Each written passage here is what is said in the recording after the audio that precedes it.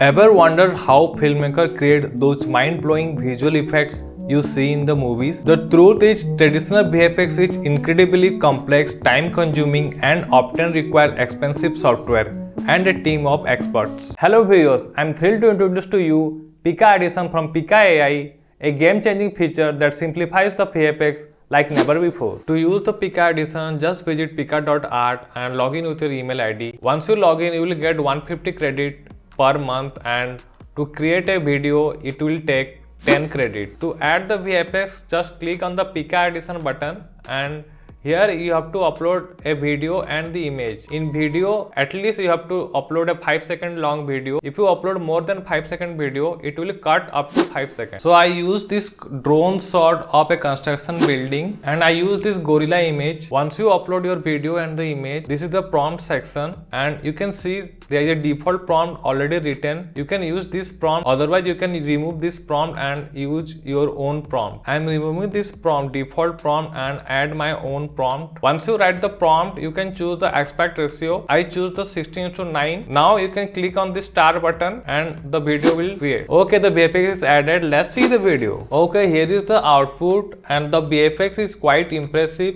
The gorilla looks real and it also follows the camera movement. The only issue is that in the prompt section, I mentioned that the gorilla is beating the chest, but it seems the gorilla is itching his chest. The rest of the things is good. Next, I'm using this clip, and this is the image. So this time I'm using the default prompt. Let's see how it's performed. Well, in the default prompt, it removes the guy Joseph Gordon and keeps the lion instead. But Pika AI keeps the Joseph headphones. It's impressive, but I expected that the lion should be in the middle of these two characters. My suggestion to all is that if you want to place the VFX in a particular position, then don't use the default prompt. Now I'm trying to add the ghost effect, and this is the image, and this is the video, and this is the prompt. Well, according to the prompt, the video is really good. I didn't mention any activity for the ghost. I just mentioned the ghost omen near to the wall. If you like this kind of content, then check out this playlist about AI tools.